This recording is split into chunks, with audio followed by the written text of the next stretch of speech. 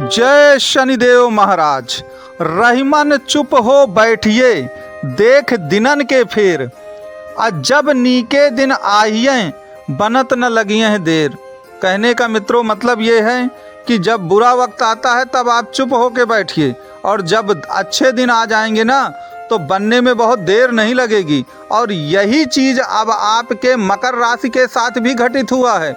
पहले आपके दिन कैसे थे, उस समय आपने गंभीरता के साथ चुप रह करके सब कुछ बर्दाश्त किया है, लेकिन अब चूंकि अच्छे दिन आ गए हैं, जैसा कि रहीम जी ने भी कहा है कि जब नीके दिन आई हैं बनत न लगी हैं देर, कि जब अच्छे दिन आ जाते हैं ना तो कोई काम बनने में बहुत देर नहीं लगता है। और वह देर क्यों नहीं लगेगी, उसका कारण सुन लीजिए कि देखिए, जब भी आपके सूर्यदेव महाराज मकर राशि में जाते हैं तो सूर्य तो प्रकाश के प्रतीक हैं, और मकर राशि किसकी है? मकर राशि शनिदेव की है।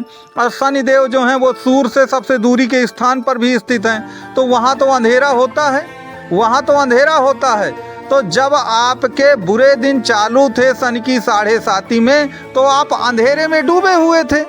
अब चूंकि प्रकाश और उजाला हो चुका है, क्योंकि सूर्यदेव जो कि प्रकाश और उजाला के प्रतीक हैं, वह मकर राशि में प्रवेश कर चुके हैं। तो जब आपके सूर्यदेव मकर राशि में प्रवेश कर जाते हैं तो आपकी जो सारी शक्तियां हैं ना, वो सब जागृत हो जाती हैं। और जब मनुष्य की सारी शक्तियां जागृत हो जाती हैं ना, तो वह इस दुनिया को वश में करने की अगर क्षमता किसी में भी है तो वह आपके मनुष्य में ही है। और मनुष्य जैसा सोचता है वैसा कर भी लेता है, क्योंकि संस्कृत में कहा भी गया है कि यत भावो तत भवोति। यत भाव का मतलब जैसा आप विश्वास करेंगे तत भवोति, वैसा ही आप कर भी लेंगे। तो अब आपके विश्वास में भी, मन का जो विश्वास है वो इतना आगे बढ़ेगा कि जैसा आप सोचेंगे वैसा आप जरूर 100% करके ही पर रहेंगे।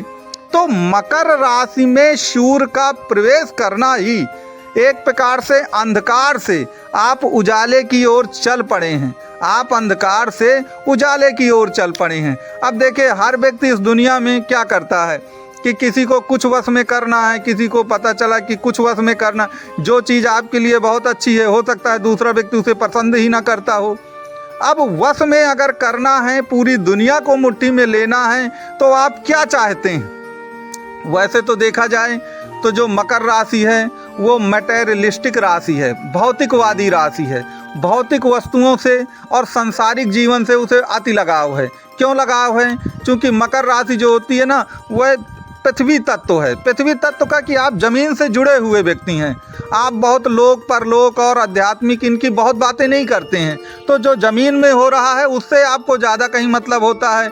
तो बहुत ही भौतिकवादी राशि होती है। और भौतिकवादी राशि होने का एक कारण और भी है कि मकर राशि की कुंडली में शुक्र योगकारी ग्रह होते हैं। और आप जानते हैं कि शुक्र जो हैं वह एक प्रकार से लग्जीरियस, जितनी भी आपकी लाइफ स्टाइल है उसी के वह प्रतीक माने जाते हैं। तो अब यहाँ पर प्रश्न उठता है कि आपने पहले तो बहुत कुछ खोया है, तो अब आपको चाहिए क्या?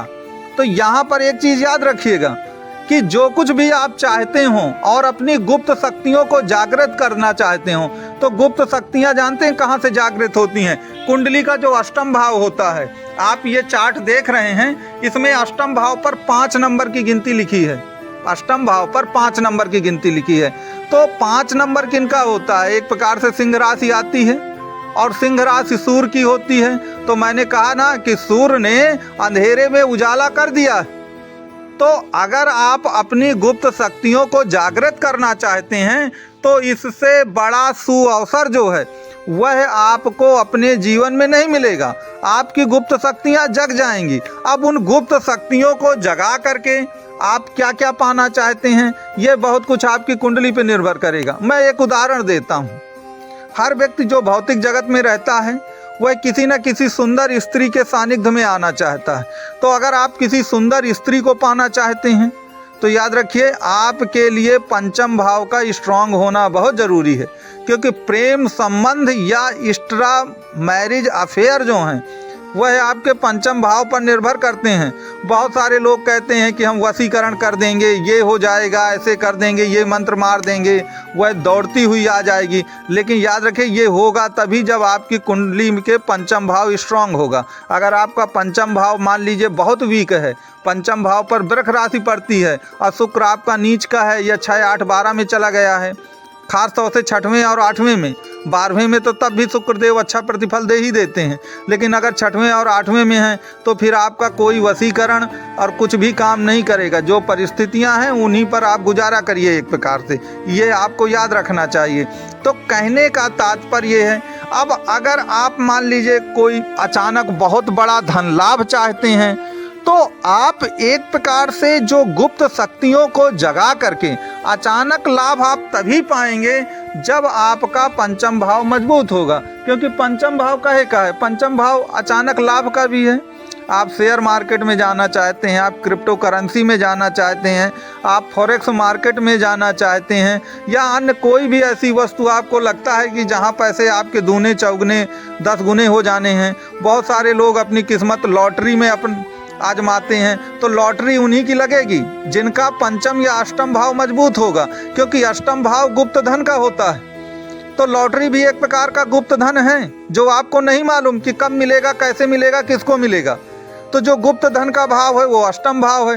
तो आपको पहले अपनी कुंडली का विश्लेषण करा लेना चाहिए, तभी जा कर के आपको कुल मिला करके किसी भी चीज़ की कामना करना चाहिए। क्योंकि देखिए, मिलेगा वही, कहते हैं कि मिलेगा वही जो आपकी किस्मत में है, उसको कोई छीन नहीं सकता, और जो आपकी किस्मत में है ही नहीं, याद रखिए, वो आपको मिल भी नहीं सकता।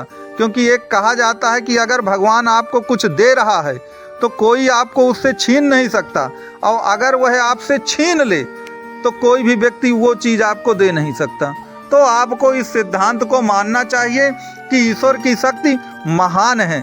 तो कुंडली में अगर आपको लगता है कि कोई चीज़ आपको प्राप्त करनी है, तो सबसे पहले आप ये देखिए कि आपका उस भाव, जिस भाव से रिलेटेड वो प्रॉपर्टी है, उस भाव की स्थिति क्या है। लेकिन मकर राशि वालों के लिए स्थितियां बेहतर हैं, क्योंकि सूर्य जो है वो आपके पहुंच गए हैं मकर राशि में। तो मैंने कहा ना, जो अभी तक अंधेरा ही अंधेरा था, अब याद रखिए वह उजाला ही उजाला हो गया है। और आपकी जितनी गुप्त शक्तियां मन की थीं, आप बुझे हुए से रहते थे, निराश रहते थे, आपको लगता था कि जीवन ही चला जाए तो वो ज़्यादा अच्छा है, वो सभी कुछ कुल मिला कर के सूर्य जैसे मकर राशि में प्रवेश करते हैं तो मकर का स्वामी शनि, शनि का मतलब अंधेरा। अब अंधेरे में जब उजाला चला जाएगा, प्रवेश कर जाएगा, तो याद रखिए सब कुछ जगमग जगमग हो जाएगा। भाई, ये जो रात होती है, रात के बाद दिन कैसे होता है? सूर्य की किरणें निकल आती हैं तो दिन हो जाता है। तो कहने का तात्पर्य यही है कि अब सूर्य की किरणें प्रवेश कर गई हैं आपके अंधेरे में, और आपकी सारी खुशियां जो हैं वह आपको मिलेंगी, आपकी सारी गुप्त शक्तियां जो हैं वह जागृत हो जाएंगी। तो मित्रों, आपको ये वीडियो कैसा लगा ये ज़रूर आप मुझे कमेंट बॉक्स में बताएं, और ज्योतिष से संबंधित आपका कोई भी प्रश्न हो तो नंबर दिया गया है।